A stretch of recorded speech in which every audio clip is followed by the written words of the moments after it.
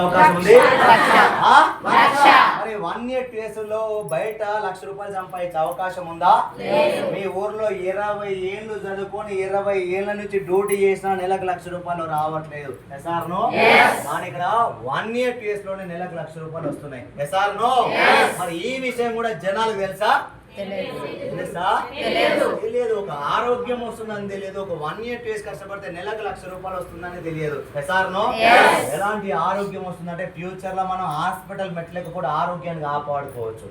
అలాంటి ఆరోగ్యం వస్తుంది. జనాలు తెలుస్తలే, తెలియక ఏవేవో అగ్వ ప్రోడక్ట్లు వాడుకొని అనారోగ్యం పాలే హాస్పిటల్కి వెళ్ళి ఆపరేషన్ చేసుకొని ఆస్తులు అమ్ముకొని నాకు ఆపరేషన్ అయింది నేను పని చేయొద్దని ఆలే చెప్పుకుంటారు. మళ్ళీ అరే అంత అల్ప ప్రోడక్ట్లు వాడుకోవడం ఎందుకు, అనారోగ్యం పాలు కావడం ఎందుకు, ఆపరేషన్ చేసుకోవడం ఎందుకు, ఆపరేషన్లు ఎందుకు చేసుకోవడం? ఇవన్నీ ఈ ఆపరేషన్లు అవుతున్నాయి, ఆ డబ్బులన్నీ పోతున్నాయి అంటే వాళ్ళకి తెలిసి అంటురా తెలియకంటురా? తెలియక ఏమంటారు అంటే మస్తు చూసినామంటారు. ఎస్ఆర్నో?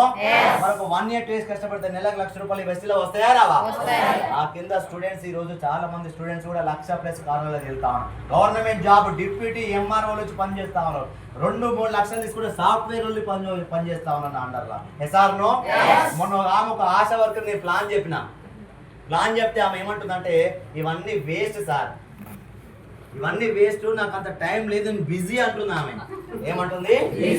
ఆమె టైం లేదంట. ఆమె జీతం ఎంతో నాకు తెలుసు, ఎందుకంటే నేను అక్కడి నుంచి వచ్చిన ఆఫీస్ నుంచి వచ్చినాను కాబట్టి వాళ్ళకు 10,000 కంటే ఎక్కువ రావు. ఎంత? ఆశా వర్కర్ 10,000 కంటే ఎక్కువ రావు. కానీ నాకు టైం లేదు, నేను బిజీ, ఇవన్నీ వేస్ట్ టేక్ అంటుంది. నా అండర్లో డిప్యూటీ ఎంఆర్ఓ వచ్చి చాలా సీరియస్గా పనిచేస్తారు. 3 లక్షలు తీసుకుంటే సాఫ్ట్వేర్ లో పనిచేస్తుంటే నాకేమర్థమైందంటే ఈమెకు తెలివి ఉందా నాకు తెలివి ఉందా అని అర్థమైంది. అప్పుడైతే 3 లక్షలు తీసుకునే సాఫ్ట్వేర్ వచ్చి పని చేస్తున్నాడు, డిప్యూటీ ఎంఆర్ఓ వచ్చి పని చేస్తుంటే ఆమె అన్ని అంత టైం లేదు, ఆమెకు టైమే లేదంట అసలు.